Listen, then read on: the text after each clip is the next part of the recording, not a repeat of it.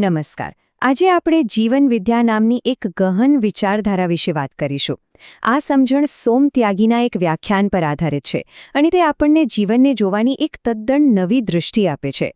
તો ચાલો જોઈએ કે આપણે આ સફરમાં ક્યાંથી પસાર થવાના છીએ. આપણે શરૂઆત કરીશું જીવનની એક મૂળભૂત સમસ્યાથી અને ધીમે ધીમે તેના ઉકેલ અને તેના પાછળના વિજ્ઞાનને સમજતા જઈશું, છેક તેના સાર સુધી. તો ચાલો શરૂઆત એક એવા સવાલથી કરીએ જે કદાચ આપણા બધાના મનમાં ક્યારેક ને ક્યારેક આવ્યો જ હશે કે આ જીવન આટલું ભારે અને ગૂંચવણભર્યું કેમ લાગે છે? જુઓ, આ કોઈ નવો સવાલ નથી અને જીવન વિદ્યાની શરૂઆત જ આ મૂળભૂત પ્રશ્નથી થાય છે, જેની સાથે આપણામાંથી લગભગ દરેક જણ સંઘર્ષ કરતું હોય છે. તો આ ફિલોસોફી શું કહે છે?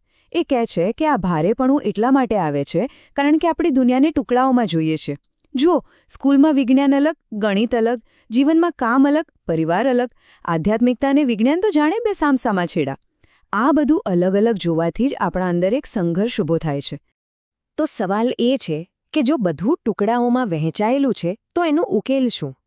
એવી કઈ કડી છે જે આ બધા ટુકડાઓને જોડી શકે?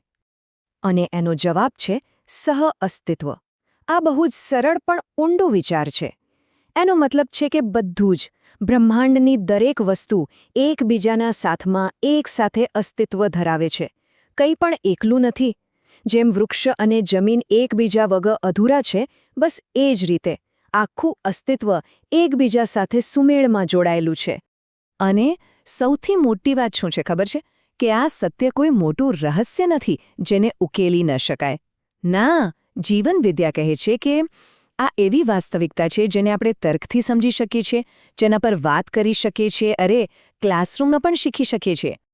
ઓકે, તો આપણે સહ-અસ્તિત્વની વાત તો કરી, પણ આ છે શું?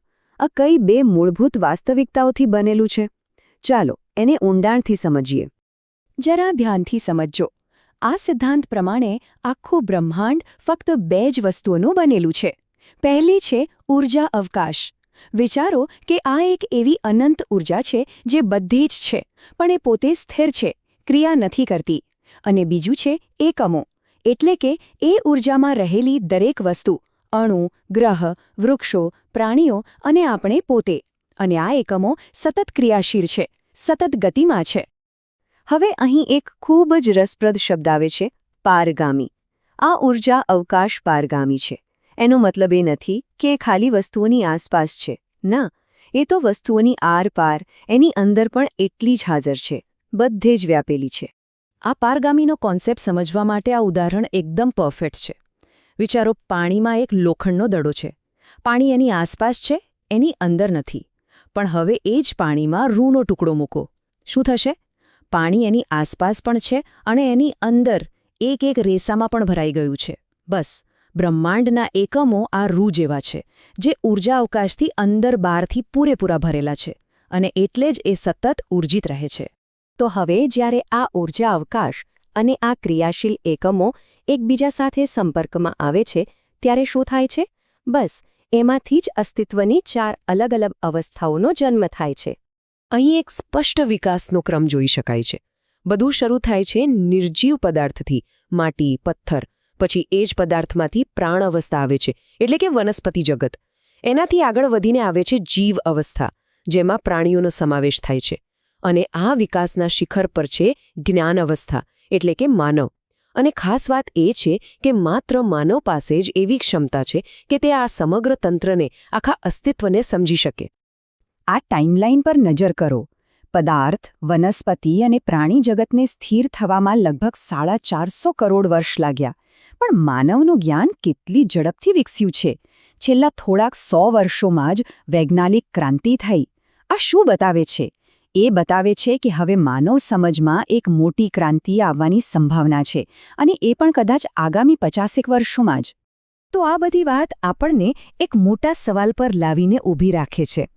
આટલી મોટી રચનામાં, આટલા મોટા વિકાસક્રમમાં માનવનો રોલ શું છે?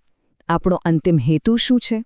એક જૂની કહેવત છે, યથા પિંડે તથા બ્રહ્માંડે.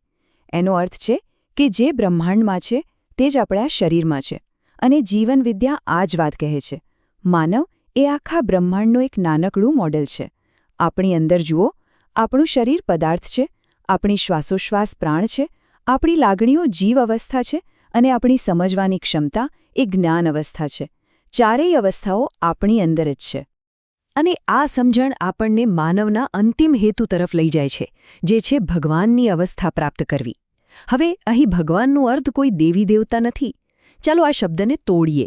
ભાગ એટલે ક્ષમતા અને વાન એટલે ધારણ કરનાર. તો ભગવાન એટલે એ વ્યક્તિ જેણે પોતાની અંદર રહેલી સંપૂર્ણ ક્ષમતાને જાણી લીધી છે, સમજી લીધી છે અને તેના પર નિપુણતા મેળવી લીધી છે. એટલે જ આ આખી સફરને નર સે નારાયણ સુધીની યાત્રા કહેવાય છે. આ એક એવી યાત્રા છે જેમાં વ્યક્તિ પોતાની મર્યાદિત સમજ, પોતાની ગૂંચવણો અને અજ્ઞાનમાંથી બહાર આવીને સંપૂર્ણ સ્પષ્ટતા અને સમજણ સુધી પહોંચે છે. એક એવી અવસ્થા જ્યાં તેની ચેતના આખા અસ્તિત્વ સાથે એકરૂપ થઈ જાય છે. સારું, તો આટલી બધી ઊંડી વાતો કરી, પણ આ બધાનો રોજિંદા જીવનમાં શું અર્થ? આ બધું જાણવું શા માટે જરૂરી છે?